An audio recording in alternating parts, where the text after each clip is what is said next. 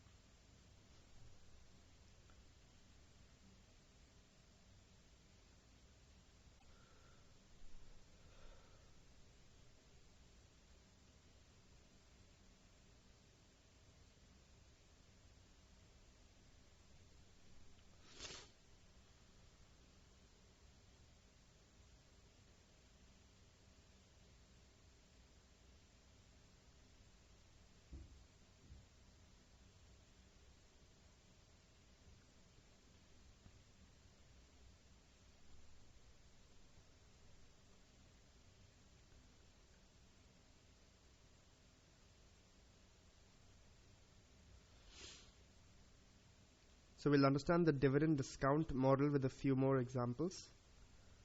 So a firm pays no dividend but is expected to pay a dividend at the end of year 4.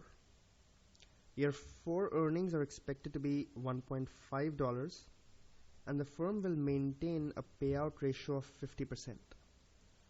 Assuming a constant growth rate of 5% and a required rate of return of 10%, estimate the current value of this stock. So in questions of this type, it always helps to first draw a timeline so that we understand better what is asked of us. So the firm is paying no dividend for the first 3 years, and at the end of year 4 is when the first dividend comes.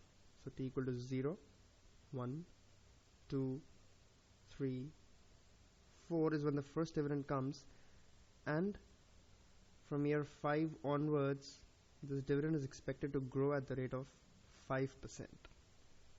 So probably the firm is in the investment phase for the first 3 years, so no dividend coming here, $1.5 coming at the end of year 4, which will grow at the rate of 5%.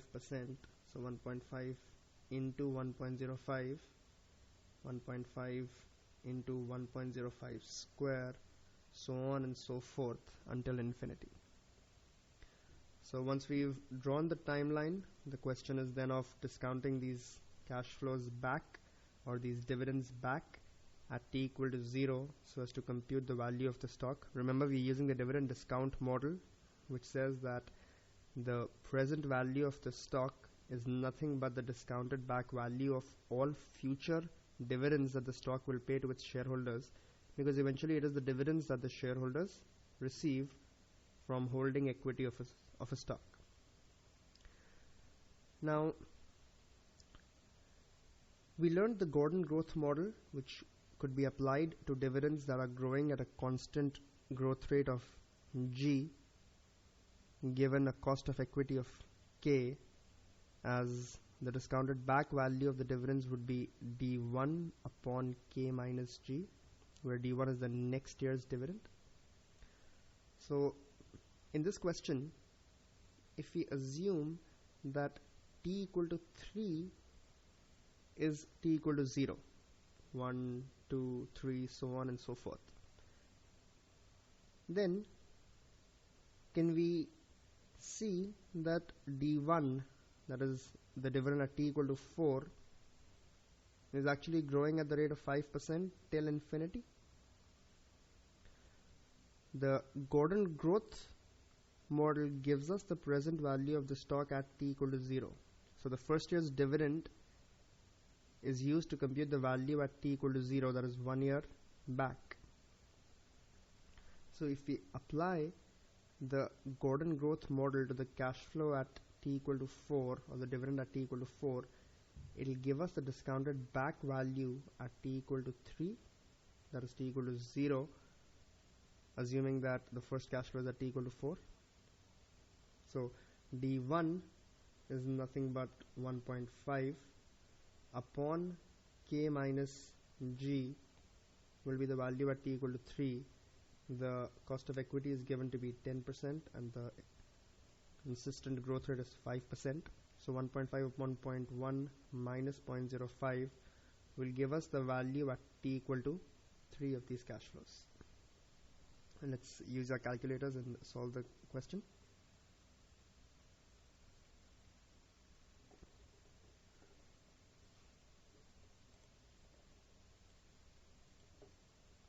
So 1.5 divided by 0.05 will come out to be $30. So $30 is the value at T equal to 3. We need to compute the value at T equal to 0. So we'll discount it back another 3 years at a rate of return of 10%, of a cost of equity of 10%. So this will be 30 upon 1.1 to the power 3.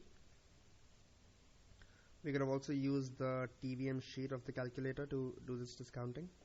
So we'll just enter 30 as FV, so just press FV, press 0 as PMT, press 10 as I by Y, press 3 as N, and compute PV, which comes out to be $22.539. So $22.539 is the current value of this stock. Let's do one more question. Consider a stock with dividends that are expected to grow at 15% per year for 4 years, after which they are expected to grow at 5% per year indefinitely. The last dividend paid was $2 and the cost of equity is given to be 10%. Calculate the value of this stock using the multi-stage growth model. Now, this is a very important concept and is applied in many real-world applications. So, a lot of times what we've seen is for less mature companies or for fast-growing companies, there is initially a phase of very high growth. For instance, in this stock, for the first 4 years, earnings are expected to grow at 15%, after which it is assumed that the company will mature and the growth will stabilize to a more reasonable 5% per year level. So when there is a high growth period and then a consistent growth period, it often makes sense to apply a two-stage Gordon growth model or a two-stage dividend discount model. So in the first stage, we explicitly project the dividends and discount them back. And then in the second stage, we apply the Gordon growth formula, which is when the earnings are expected to grow at a more reasonable rate till infinity. A lot of times, we can have a three-stage model also. So if there is one very high growth phase, then a medium growth phase, and then a long-term consistent slow growth rate when the company matures. So let's understand the two-stage Gordon growth model. Once again, we'll first plot the timeline and then discount the cash flows back. So The last dividend paid was $2. So at t equal to 0, this is a dividend that we will not get. The last dividend paid was $2. At t equal to 1, we will get a dividend that is 15% higher, that is 2 into 1.15.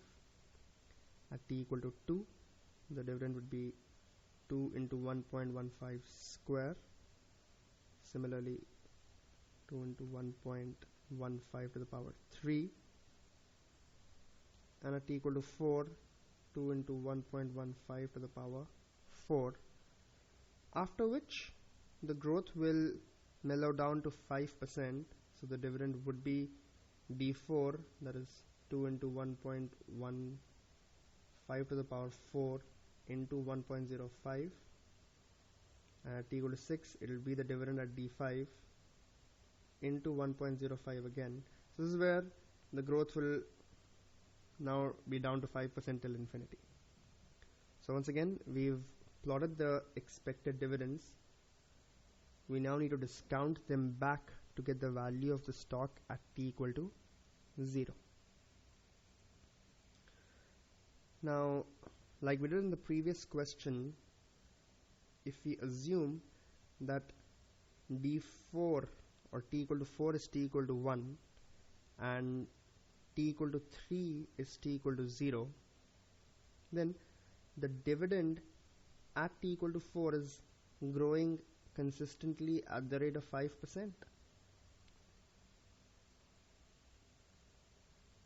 So assuming this as t equal to 1 or 2 into 1.15 to the power 4 as t equal to 1, all these cash flows, including the one at t equal to 4, can be discounted back using the Gordon growth formula as d1 upon ke minus g. This will be the value at t equal to 3, because I'm discounting the cash flow at t equal to 4.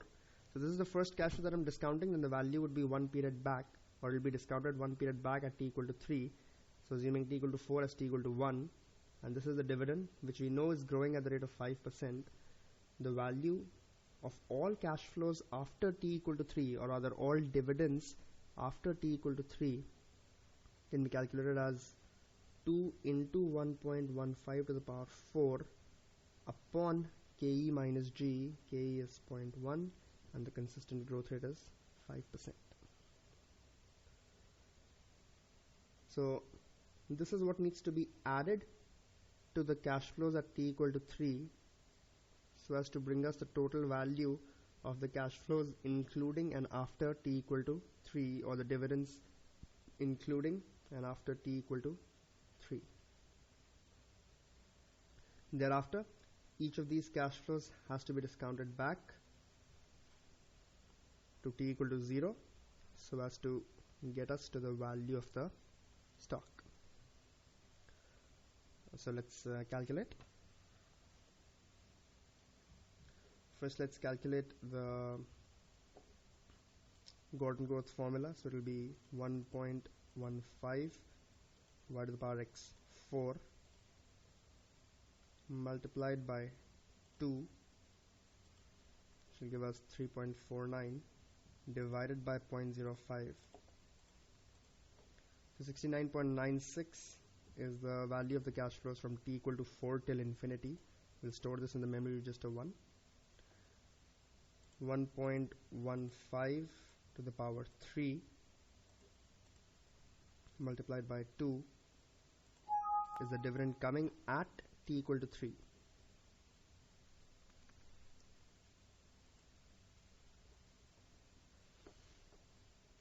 Is the dividend coming at t equal to 3.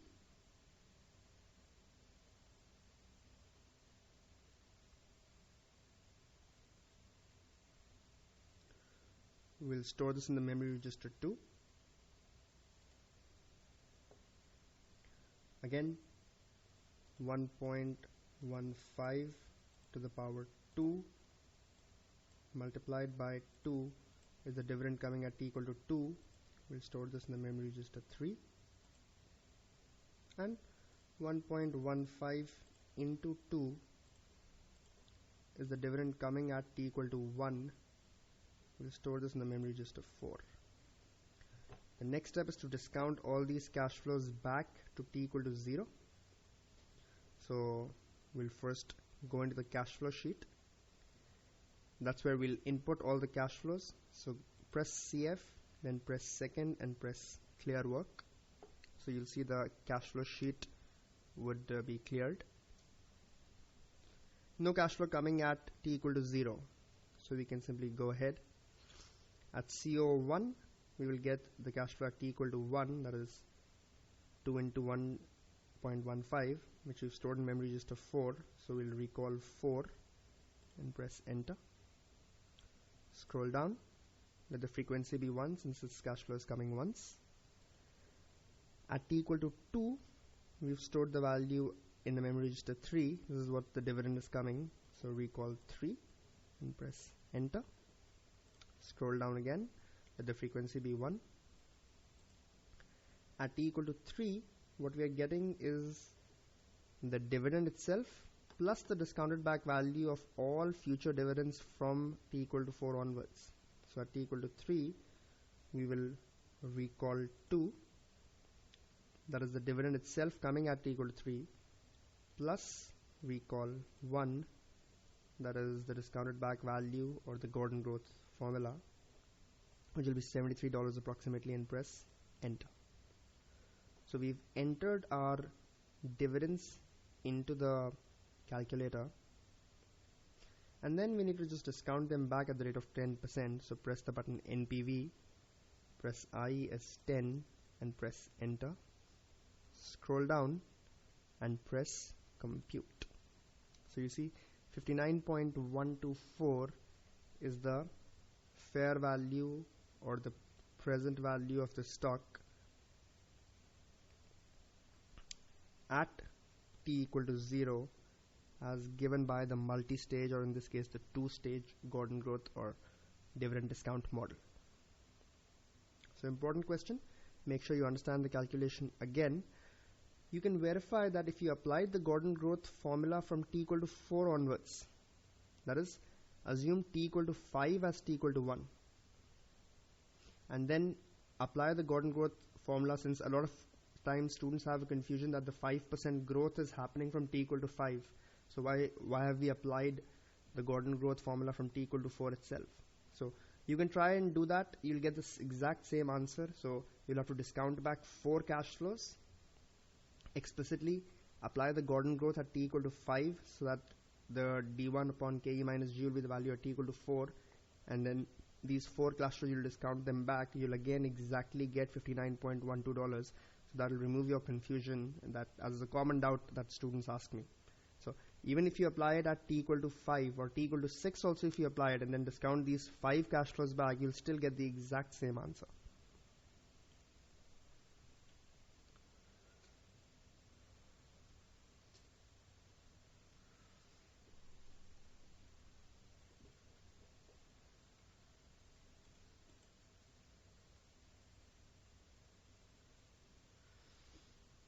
Karishma, I'm sorry, there was nobody in the class when I started, so I just started making the recording.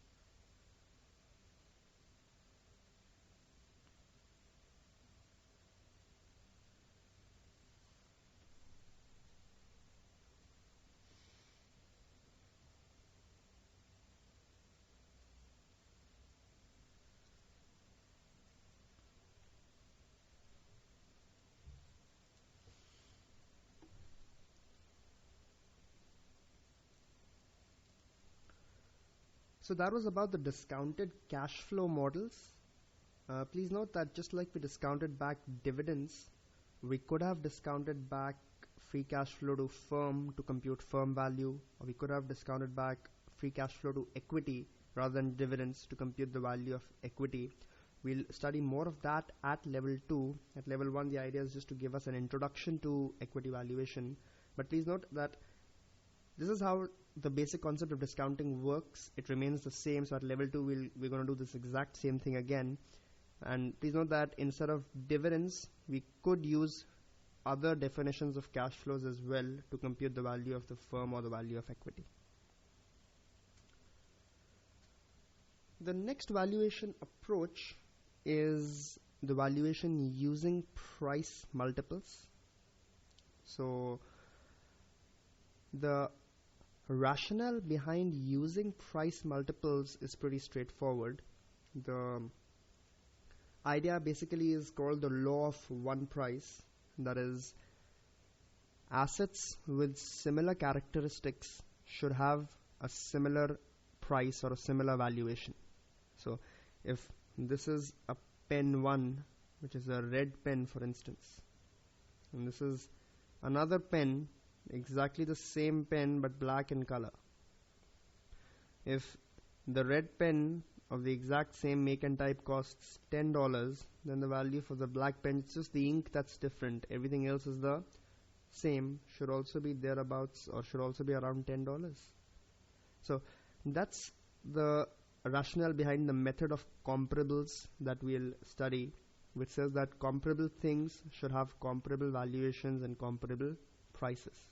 So if company 1 has earnings of $10 per share or an EPS of $10 and has a price equal to $100, then a company 2 in the same industry, in the same category, which has an earnings of $20 should have what price? So the growth prospects are the same, the suppliers, the product, the commodity is exactly the same. A $10 earnings, we are willing to pay $100 price. For a $20 earnings, which are also going to grow in a similar fashion, we will be willing to pay a price of $200. That is a price to earnings of 10 times. So again, a rationale is that similar assets and similar companies should have similar valuations, similar price earnings multiple, similar price to book, similar price to sales, etc. The rationale for using price multiples: first of all, they are readily available and can easily be calculated. So the price to earnings multiple, as we will see in questions to follow, can be very easily calculated because the stock price is also available publicly if it's a listed company, and the earnings estimates are also, either past earnings are reported and available, or earnings estimates are also very easily available most of the times. Can be computed for time series as well as cross-sectional data. So the price to earnings ratio for a particular stock or a particular company can be compared across time. So what price to earnings has the stock been trading at throughout time? That is last year, last month, average of last 5 years, average of last 10 years, can all be done. So it can be computed for time series data. It can also be computed for cross-sectional data. That is, the price to earnings multiple of one company, of the second company, of the third company, of different industries can all be compared. So at any point in time, what price earnings multiple is one company or one industry trading at vis-a-vis another company or another industry can also be very easily calculated and compared.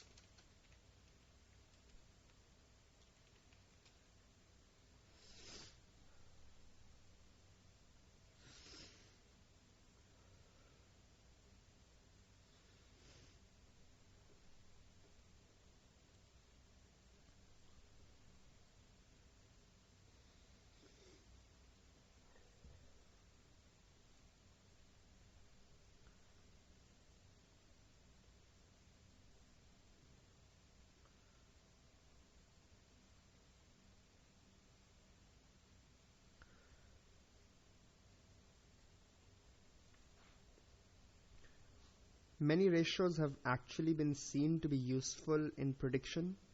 That is, low price to earnings multiples is generally associated with higher returns. Rather, lower multiples are associated with higher returns. So, for the same earnings,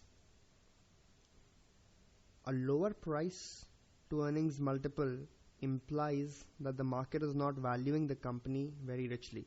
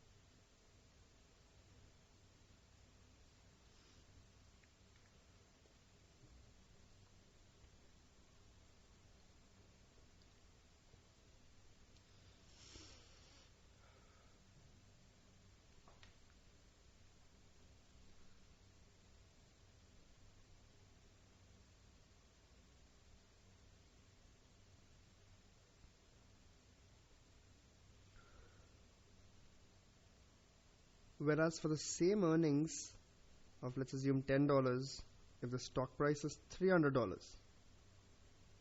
that is, the company is making an earnings per share of $10 and people are willing to pay a price of $300 for purchasing those earnings or purchasing that stock, then that means the stock is more richly valued, or people either expect these earnings to grow very rapidly or the stock is probably overvalued. So we've generally seen that lower multiples are associated with higher returns in the long run. So this is the rationale for using a price multiple based approach.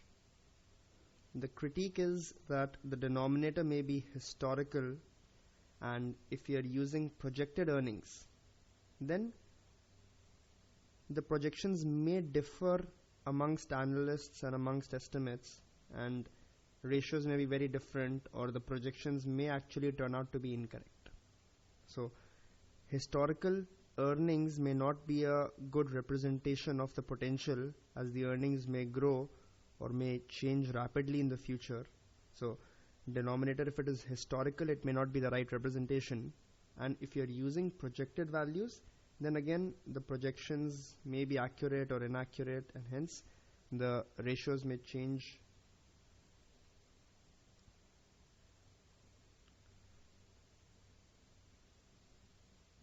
depending on the estimates. So price multiples based approach can be done on a comparable basis, as we just explained with the example of the pen, and with the example that similar assets should have similar price. That is the method of comparables.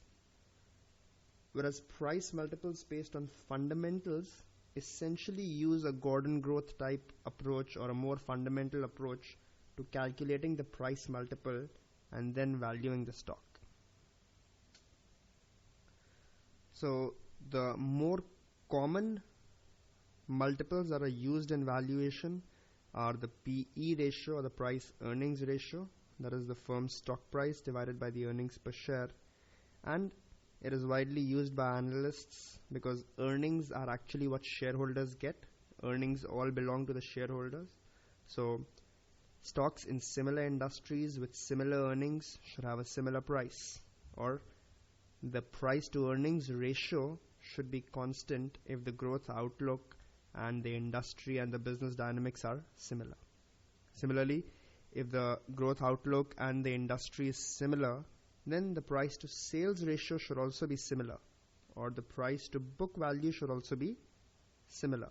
Price to sales is simply the firm's stock price divided by the sales per share, and the price to book ratio is the firm's stock price divided by the book value of equity per share.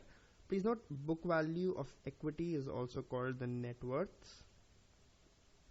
It is generally equal to the the contributed capital, which is the paid up earnings plus the additional paid up capital plus the retained earnings. So that is the net worth or the book value of equity. It represents the amount of investment that shareholders have made in the company. So the price to book ratio should also be similar, implies that for similar investments in similar industries, the price to book multiple should be constant, or similar investments should yield similar value if the industry is similar and everything about the firms is similar. We can use the price to cash flow ratio also, again arguing that similar firms should have the same price to cash flow multiple. That is the ratio of the stock price divided by the cash flow per share. Often there is some confusion about the definition of the cash flow, so it can be operating cash flow or free cash flow to firm or free cash flow to equity, depending on what the analysts are more comfortable with.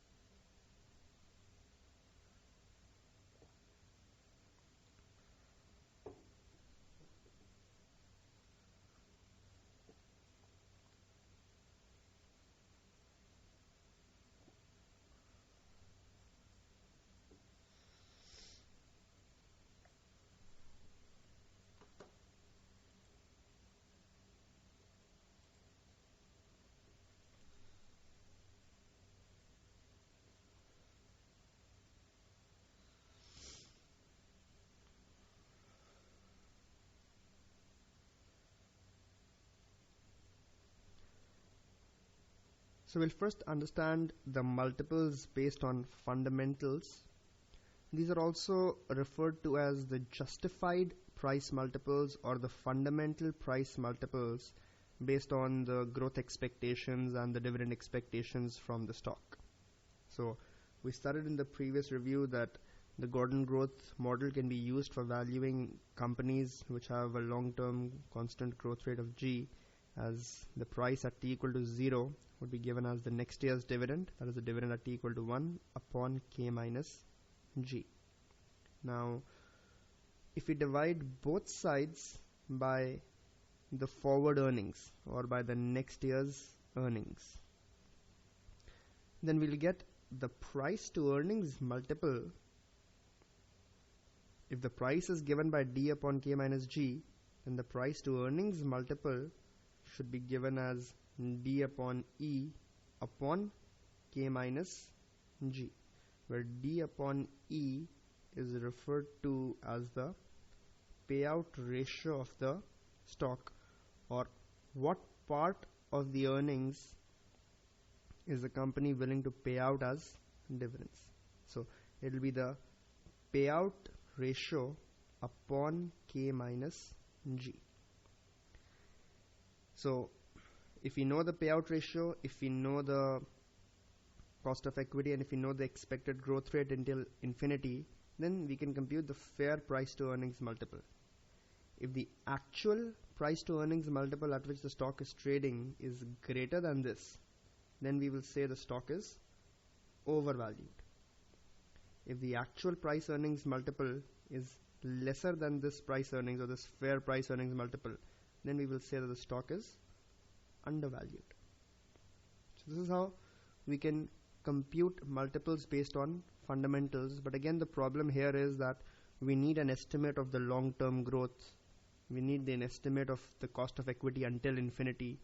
If these estimates are wrong, or even if they change slightly, the value of the firm can change by a big amount, as we studied in the Gordon growth model.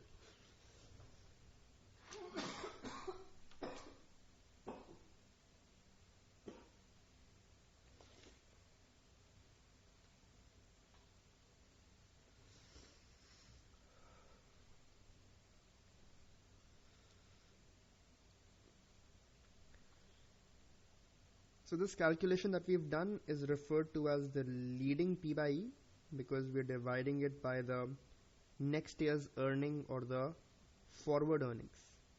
If we divided both sides by last year's earnings,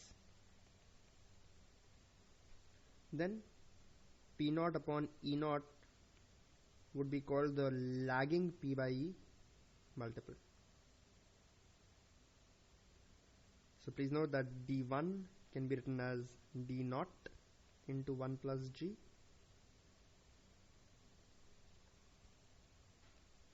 So the lagging P by E multiple would be equal to the payout ratio into 1 plus G upon K minus G.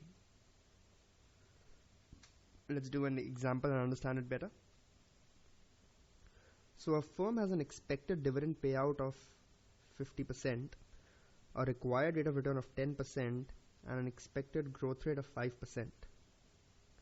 Calculate the firm's fundamental or the justified leading P by E ratio. So the justified leading P by E ratio, or the justified P by E ratio, would be given as the payout ratio divided by KE minus G. It's the leading, that is the price upon next year earnings. It will be payout upon KE minus G. The payout ratio is given to be 50% or 0.5, rate of return of 0.1, and a growth rate of 0.05. So it will be 0.5 upon 0.05, that is 10 times or 10. So the justified or fair earnings multiple that the stock should trade at is 10 times. What that means is that if the earnings is $10 in the future or next year, then the stock price today should be about $100. If it is more than $100, it's overvalued. If it's less than $100, then it is undervalued.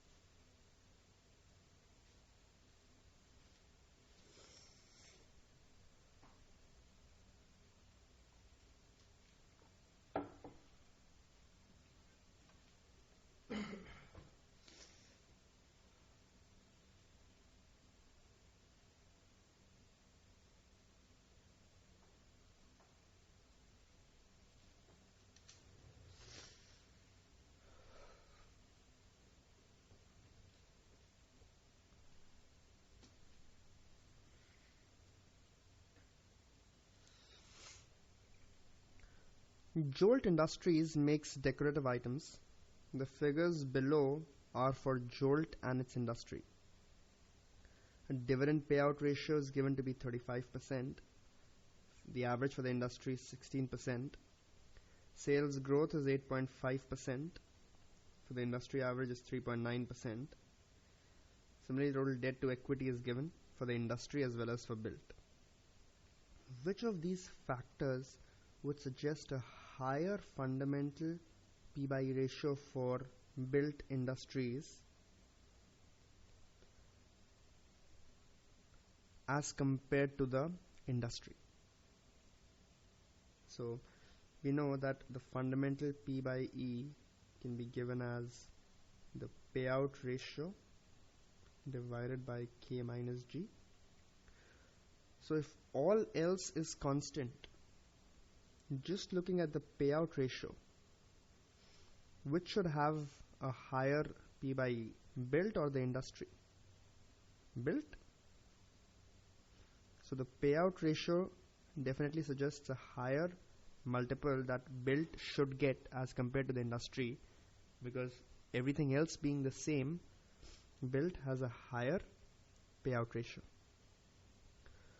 The growth rate for built is expected to be more than the industry. Industry is having 3.9, whereas sales growth for built is 8.5%. My apologies, it's not Jolt, it's built industries. Again, if G is higher, that means K minus G would be lower, or the denominator would be lower, hence the P/E multiple would be higher. So again, since the growth is higher, all else being the same, this also implies a higher multiple. The total debt to equity for built industries is 200%, wherein the industry average is only 68%. What does this imply? Using the same formula, assuming the payout ratio is the same, the growth rate is the same, a higher debt to equity generally implies more risk, because debt will have to be serviced come what may, and debt has a high fixed cost. So more risk will imply high cost of equity or high discount rate.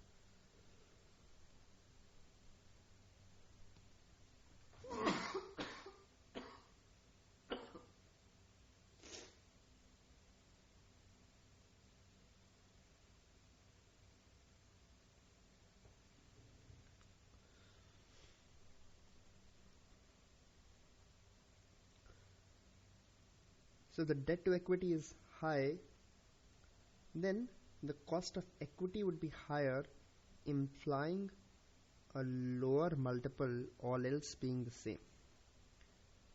In this case, we don't know if the higher payout and the higher sales growth will make up for this high debt to equity, but if all else was the same, just a high debt to equity would imply a high cost of equity and hence a lower P/E multiple as this denominator becomes bigger.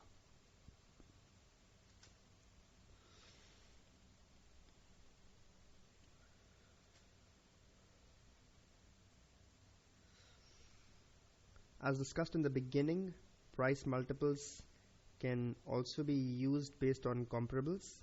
So we can use the price multiple, that is the price to earnings, price to sales, or price to book, to evaluate whether an asset is properly valued relative to the benchmark.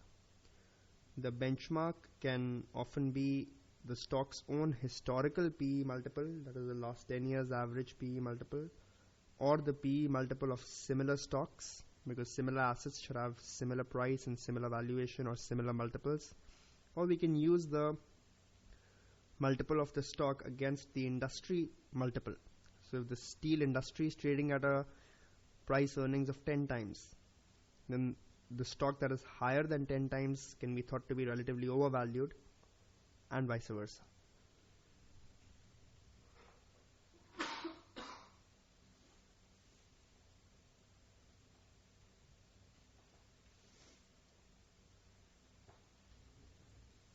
As discussed earlier, the law of one price says that similar assets should have a similar valuation and a similar price. Analysts should, however, always be careful and ensure that any comparables used really are comparable. So a steel industry or a steel company should be compared with another steel company and not an FMCG company or an auto company. Similarly, an FMCG company should be compared with another FMCG company. So comparables used should really be comparable, otherwise we will have the wrong interpretation.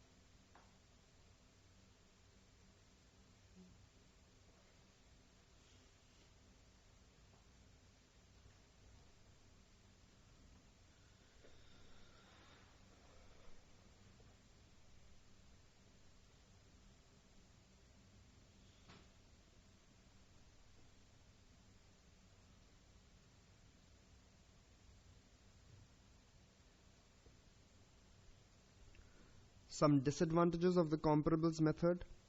A stock may appear overvalued by the comparable method and undervalued by the fundamental method that we studied earlier, or vice versa. So hence there would be some confusion as to which one to use. Different accounting methods can result in price multiples that are not comparable. So if one company is following the POCM method, another company is following the project completion method, then even though the projects may be similar and valuation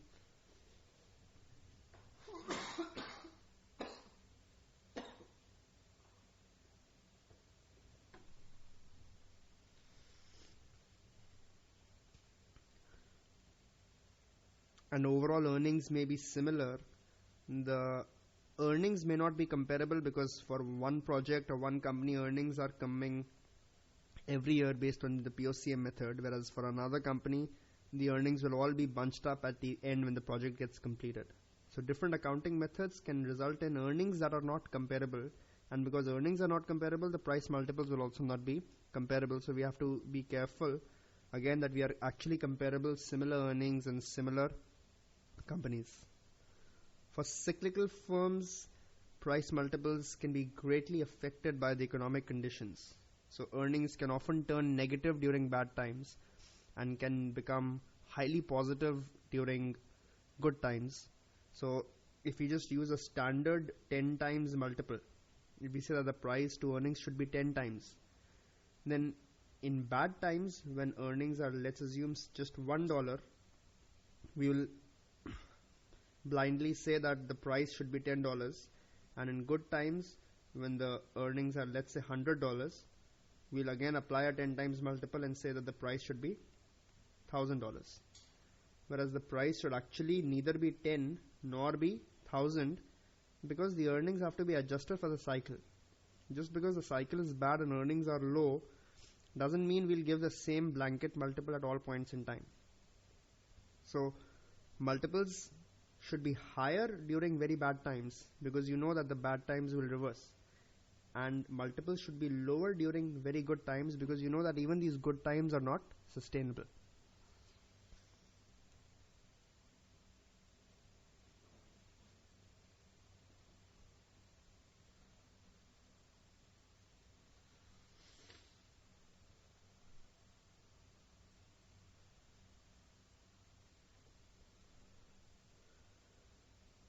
The following figures are for Minnie's Bakery. all figures except the stock price are in millions.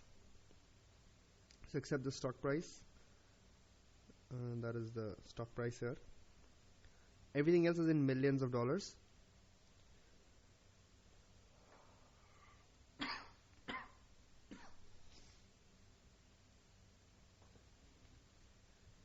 Calculate Mini's lagging P by E, price to cash flow, price to sales, and price to book ratios. Judge whether the firm is undervalued or overvalued using the following relevant industry averages for 2009 and the firm's historical trend.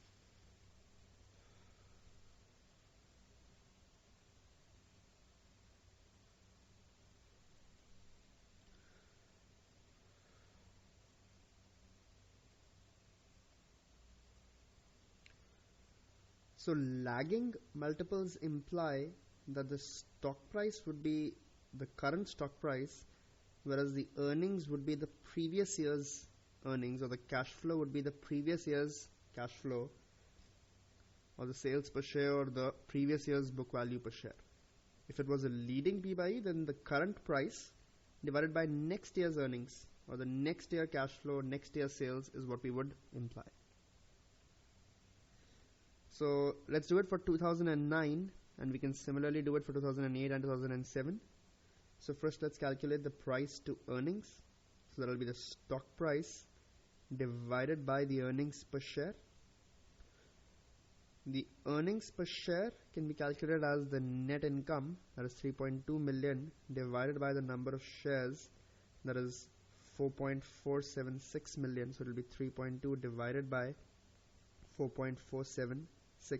Please note this will be the lagging P by E for 2009, because this is the stock price as of the end of 2009, and the earnings are not of 2010. The earnings are for the previous year, that is 2009. So this is the EPS, and the price divided by the EPS would give us the lagging P by E ratio. Similarly, the lagging price to cash flow ratio can be computed as the price per share, that is 11.4, divided by the cash flow per share. The cash flow per share can be calculated as 17.9 divided by 4.476. So again, the price divided by this cash flow per share will give us the price to cash flow ratio. Similarly, we can calculate the sales per share, that is the net revenues divided by 4.476 would be the sales per share, and we can then compute the price to sales. Or the price to book, that is $55.6 million is the book value, or whatever shareholders have invested in the company up till now, divided by 4.476 is the book value per share. The price divided by the book value per share will be the price to book ratio. They'll all be lagging because we are using the price as of end of 2009 and the parameters of 2009, that is the previous year. Similarly, we know the price as of end of 2008 and 2007, and we can compute the ratios for 2008 and 2007 and calculate the price to earnings, price to cash flow, price to sales, and price to book on a lagging basis. For leading ratio, we would see the price at 2008 and the book value, earnings, cash flows of 2009. That will be the leading P by E or P by B ratio.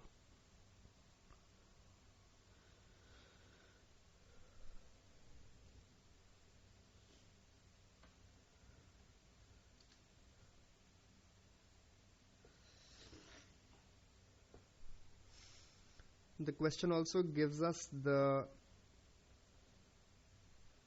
lagging industry ratios for 2009. So for the industry, the price to earnings is 8.6, price to cash flow is 4.6, 1.4 and 3.6.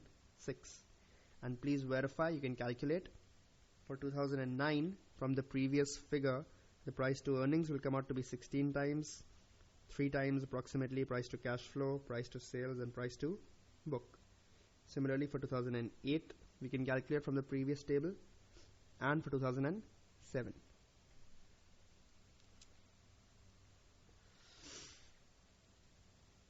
So if you look at the lagging ratios of 2009 and compare it with the industry average for 2009, based on price to earnings, we can see how the stock looks a little overvalued. Based on price to cash flow, however, it looks undervalued. Based on price to sales, again it looks undervalued, and on price to book also it looks undervalued. Price to earnings, however, are higher. Probably earnings are depressed for some one-off losses or for some reason, which is why price to earnings it looks overvalued, but on all other metrics it looks cheaper than the industry. We can also compute the average of these three matrices and compare the current earnings or the current multiples with the average of the last 3 years. So if you compute the average P by E, that is sum all these up and divide by 3, we get a number of approximately 61 times. Similarly, average price to cash flow comes out to be around 3.5 times. Average price to sales comes out to be 0.7, and average price to book comes out to be 1 time. So we can compare the current multiple based on the company's own historical average, and we see that it looks undervalued now because historically it is traded at a very high price to earnings. On price to cash flow also it looks undervalued because historically the average has been about 3.5. The price to sales is in line or slightly undervalued because historically again this has been higher than what it is currently at. And so we can say about the price to book.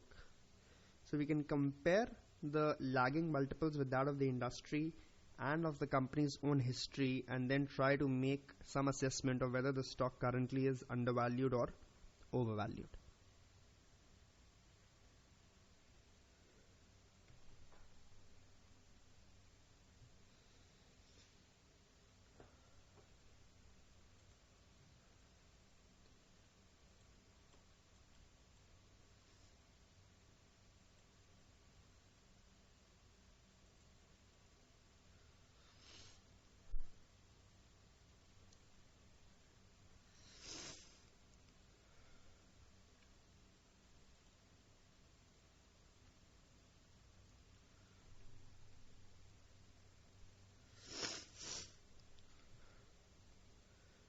So once again, leading P by E ratio is simply the current price divided by next year's earnings, whereas the lagging P by E ratio is the current price divided by last year's earnings.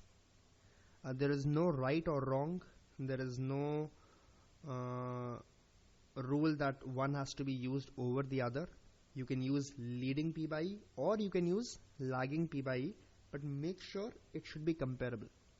So if you are using the lagging P by E for the stock, then for the industry also you should look at the lagging P by E, and for the other stock also you should look at the lagging P by E.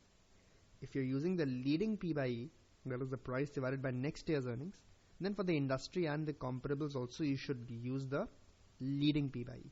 Leading simply means you'll divide it by the next year's variables or the expected variables. You often don't know what the next year's earnings will be, so it will be an estimate. Whereas the lagging ratios will be reported already, or the lagging earnings, cash flow, that is last year's, would already be reported, so there will be no estimation in the lagging ratios. Leading ratios are normally based on the next year estimates of earnings, cash flow, sales, book value, etc.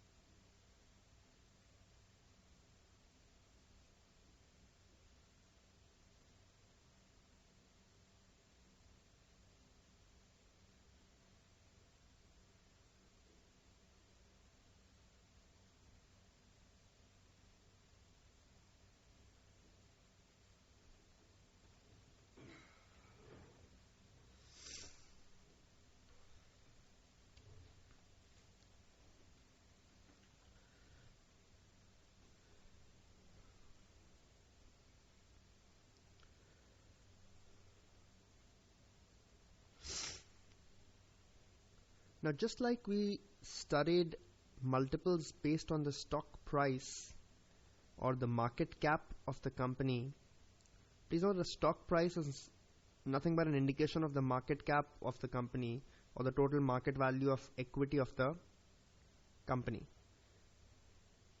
We often need to use enterprise value multiples, or it may help to study enterprise value multiples. So please understand that enterprise value is defined as the value of the entire firm or the value of the operating assets. So it's not just the value of the equity, or it is not just the market cap. It is the entire value of the firm's assets. The value of equity is often equal to the value of the assets minus the liabilities or minus the debt, because that is what is remaining to equity holders. Whereas enterprise value is including the value of that debt. That is the value of the entire operating asset. It may be funded by equity or it may be funded by debt.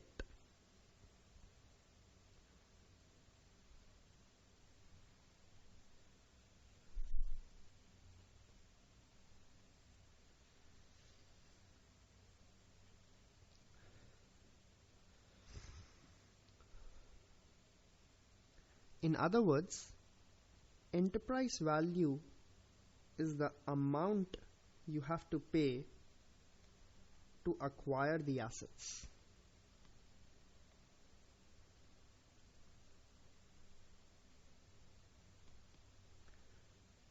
It is calculated as the market value of common and preferred equity, that is the market value of equity.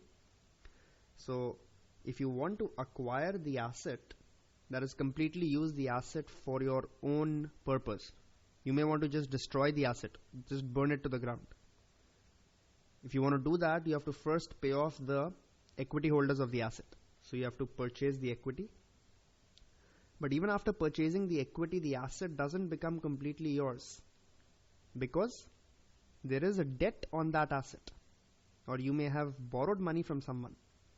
So you have to retire the debt, that is, pay the market value of debt. So once you've retired the debt, that is, paid back all the borrowing, you've retired all the equity, that is, purchased the equity, then the asset is yours. If the company has any cash or short-term investments, then that cash can be used to pay off the debt. So it is the market value of equity plus the net debt, you can say, or the net debt that has to be paid off. So this is the amount of money you have to pay to acquire the assets of a company, or enterprise value is the value of the operating assets, that is the value of equity plus the value of the net debt, net of cash and short-term investments that you can sell off to repay the debt. After you've paid this much money, then the asset is completely yours. You can do whatever you like with it, because you've purchased the equity and you've purchased the debt also. Now, if an asset has a high enterprise value, that is, you have to pay a lot of money to acquire the asset, should it also commensurately generate a high return? Yes, it should. So what is the return that the asset generates? The asset gives us an earnings before interest, taxes, depreciation and amortization, or an EBITDA. So this is the earnings generated by the asset before any interest is paid to the debt holders, or before any depreciation or taxes are subtracted. So I will be willing to pay a high enterprise value, or I will be willing to pay a high amount to acquire an asset only if the asset gives me a high EBITDA, or high earnings before interest and taxes. Because interest doesn't matter, I have anyways paid off the debt. So a very common multiple in the industry, or a common multiple that is compared amongst assets, is the EV to EBITDA multiple. That is, for the enterprise value of the company, what is the EBITDA that the company is making? Because many a times earnings may be very depressed, or net income can be highly depressed because of a very high interest cost. But if somebody recovers the asset and pays off the debt, then interest cost will go away. So even though net income may be negative because of very high interest, EBITDA should be positive. Because if there is no EBITDA also, then there is no point paying a high enterprise value. So enterprise value, that is the value of the asset, is compared to the EBITDA that the asset is generating, so as to decide whether the asset is overvalued or undervalued.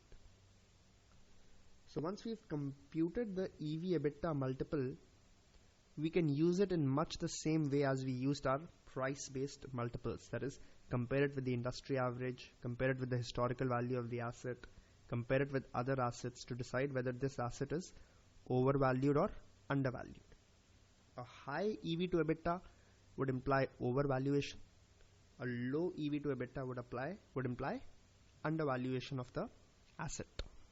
But please note, this is now the value of asset, not the value of equity.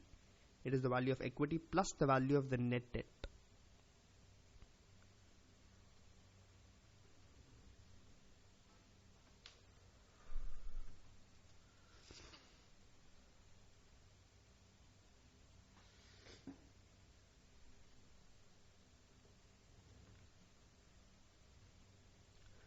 Nicole Incorporated is a manufacturer of small refrigerators and other appliances. The following figures are from Nicole's most recent financial statements, except the market value of long-term debt, which has been estimated from the financial market data. Stock price is given, shares outstanding are given, market value of the debt, book value is given. Calculate the EV to EBITDA multiple. So to compute the EV EBITDA multiple, we will first compute the enterprise value. Enterprise value is nothing but the market value of equity plus the market value of debt minus cash and short-term investments. Market value of equity is simply the stock price multiplied by the number of shares. Market value of debt. Please note, all debt has to be considered. So long-term plus short-term debt. Market value of long-term debt is given to be 700,000. That is the long-term debt. Plus the market value of short-term debt. Please note that for short-term debt, generally the book value and market value is not very different, because the short-term debt is about to be matured in a short period of time, so in the next 1 year or 6 months. So there's not a big difference between the maturity value and the market value. So just the book value of short-term debt would be a good approximation for the market value of short-term debt. Book value of total debt is given 2.5. Book value of long-term debt is given to be 1 million.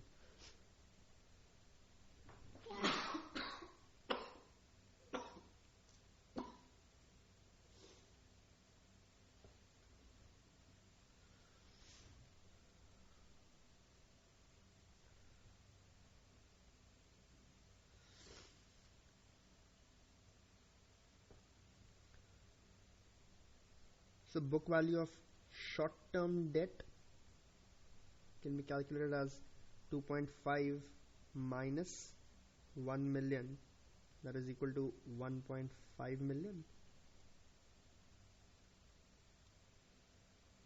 So the book value of short-term debt is equal to the market value of short-term debt.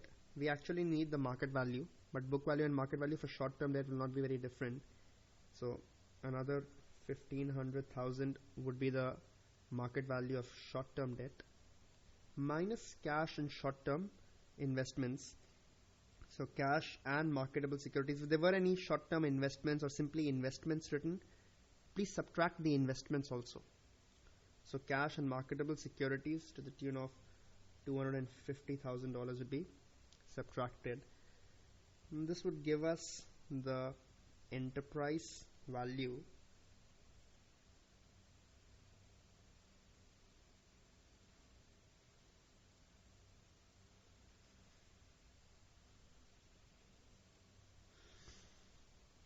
as 4,000, that is the value of equity, plus 700 plus 1500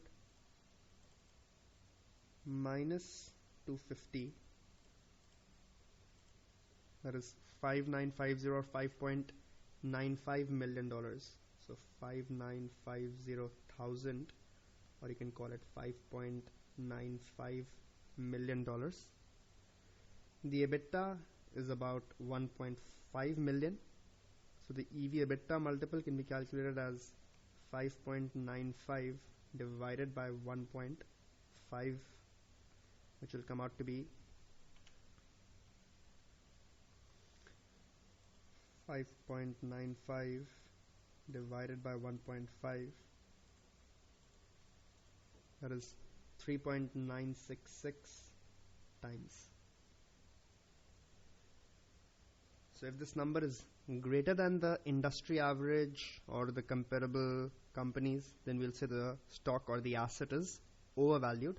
Otherwise, we'll say the asset is undervalued.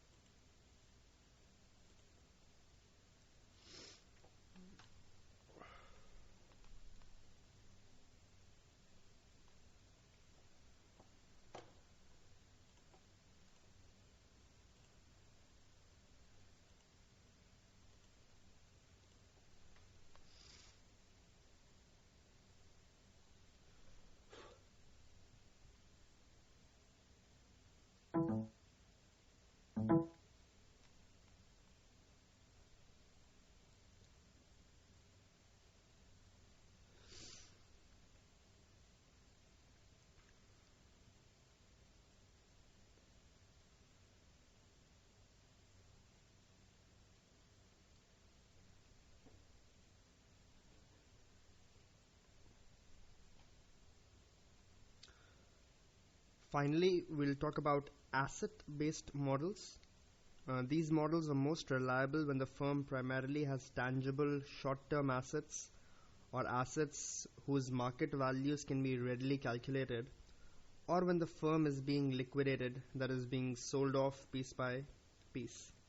So the asset-based model simply says that the market value of equity. So equity is nothing but the assets minus the liabilities. So whatever is the worth of the assets minus the debt and other claims against those assets is remaining to equity shareholders. So market value of the equity would simply be the market value of the assets minus the market value of liabilities. And if the firm is being liquidated, then definitely we are realizing this value immediately. That is, we're selling off the assets, we are paying off our debts and returning the remaining money to the equity shareholders. So it's another way, just like the comparables method, the multiples, the DCF that we studied. However, it uses the fair market value of the assets and the liabilities on the balance sheet to calculate the fair market value of equity. Divided by the number of shares, you'll get the fair stock price or the fair value of equity per share.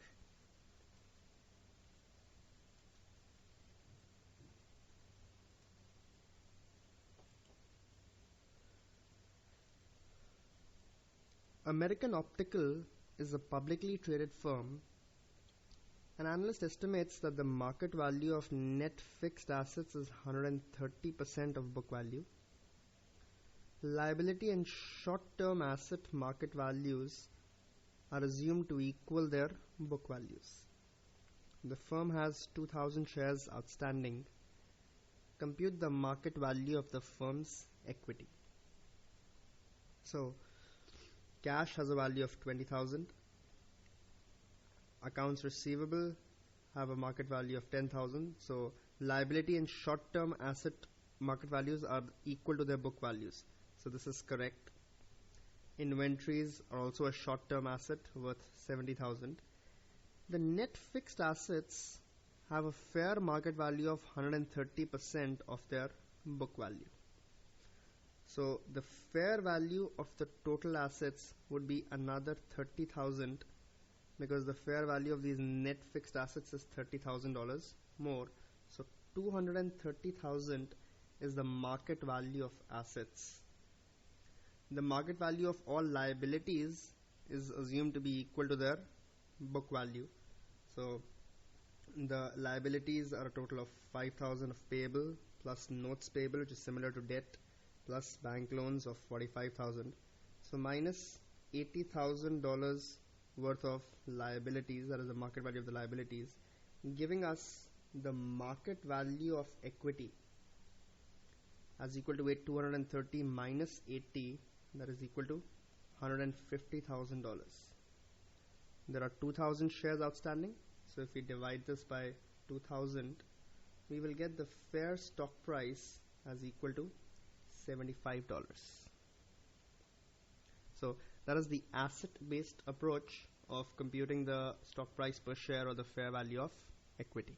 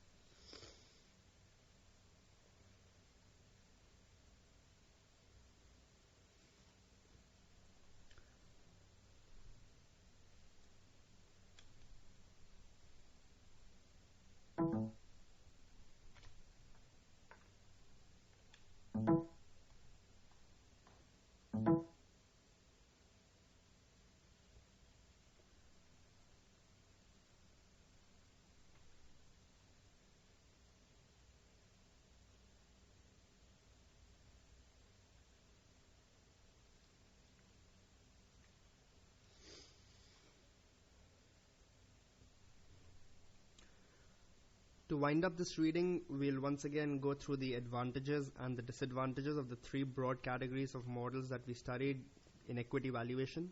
So first was the discounted cash flow models, wherein we explicitly forecasted the cash flows, that is either the dividends or the free cash flow to firm or the free cash flow to equity, and then discounted the cash flows back to compute the present value of the equity or the stock price. The advantage of these models is that they are based on the fundamental concept of discounted present value and are grounded in finance theory. So theoretically, this is a correct and right way of valuing any asset, and they are widely accepted and used in the analyst community.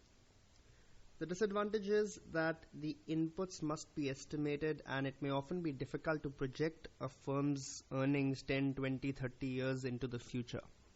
And again, the valuations are very sensitive to these estimates that go as an input. So the input of growth or the cost of equity or the cash flow that we've projected have a big bearing on what the value will come out to be. So a slight mistake in the estimation of the cash flows can result in big variations in the estimation of the fair value. So very sensitive to the input, and then the inputs are highly uncertain are two disadvantages of the discounted cash flow models.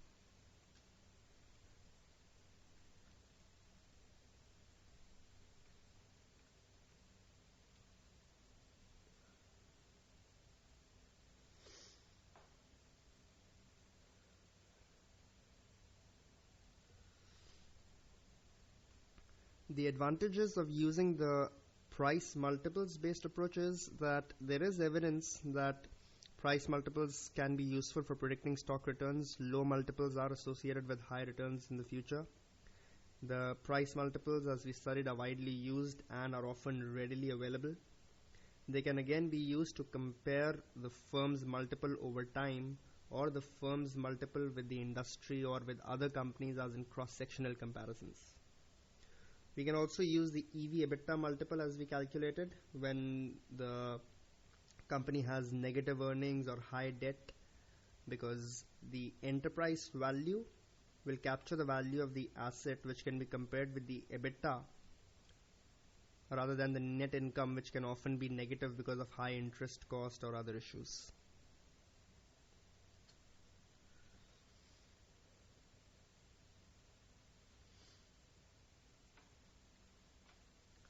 Disadvantage of using this approach is that lagging price multiples reflect the past.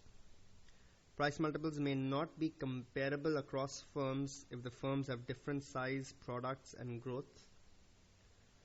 Price multiples for cyclical firms, as we explained, can be greatly affected by the timing in the cycle or the economic conditions at a point in time.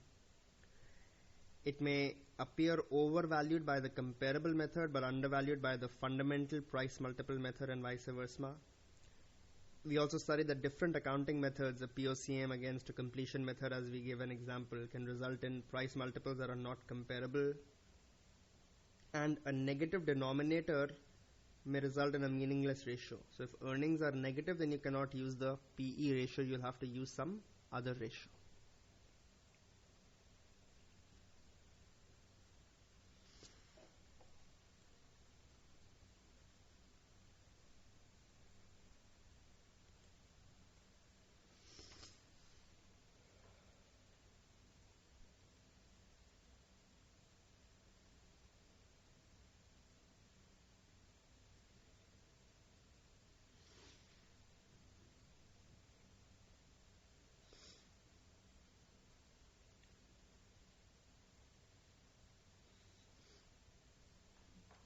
So this was about the advantages and disadvantages of using the price multiples using comparables approach.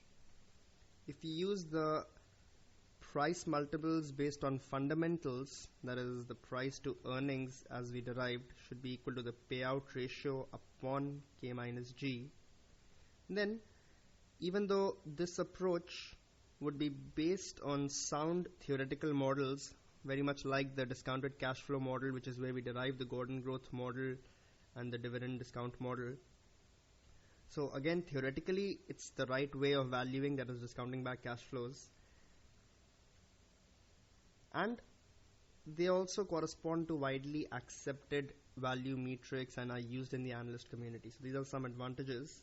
The problem again is the same as the problem with the DCF method, that the fundamentals will be very sensitive to inputs. So the K minus G in the denominator, so slight mistake in the estimation of the growth rates or the cost of equity will have a large changes in your valuation estimates. So the same advantages and disadvantages pretty much as of the DCF approach, because the valuation based on fundamentals comes from the DCF originally.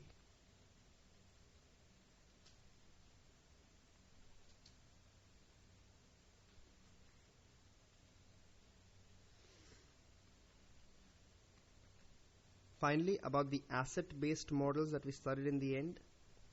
Advantages: they can provide estimates of the fair value. They are most reliable when the firm primarily has tangible short-term assets or assets with ready market values, or when the firm is being liquidated, as we studied. And they are increasingly becoming useful for public firms that have to report fair values of their assets and liabilities. So if we have the fair values, then it's much easier to apply this approach as we studied and to calculate the fair value of equity.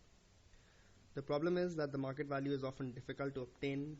They're usually different from the balance sheet values or the book values, because book values are normally recorded on a historical basis, as we studied in financial reporting and analysis. These methods are inaccurate when a firm has a high proportion of intangible assets or future cash flows that are not reflected in the asset values. And finally, these assets can be difficult to value during periods of hyperinflation, because if inflation is very high, hyperinflation is generally regarded as a period where prices are doubling in 3 years, or more than 100% inflation in 3 years. So in such times, again, the balance sheet or the historical values will be very different from the current values, because inflation is so high. So current values will be much higher than the recorded values on the balance sheet or the book values. So again, this method is generally not recommended in times of hyperinflation. If a firm has a lot of intangible assets, then again the intangible assets many a times are not represented on the balance sheet. So good human resources, good management, good CEO, all these are valuable things that will increase the cash flows of the firm, because customers will be happy, more business will come, but they are not recorded on the balance sheet per se today. Hence, these intangibles will not get captured if we use an asset-based model. So that was about an introduction to the methods of equity valuation that are there at level 1. This will form a core part of the syllabus at level 2. So very important that your foundations are good, because we'll study all this and a lot more when we study equity valuation at level 2. So that was about the review on equity valuation. Thanks a lot, and see you next time.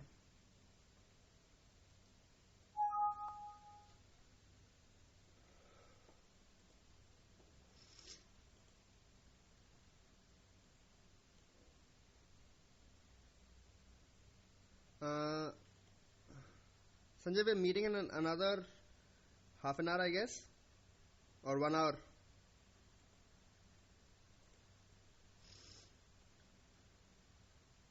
Okay, great. See you then. Take a break and see you.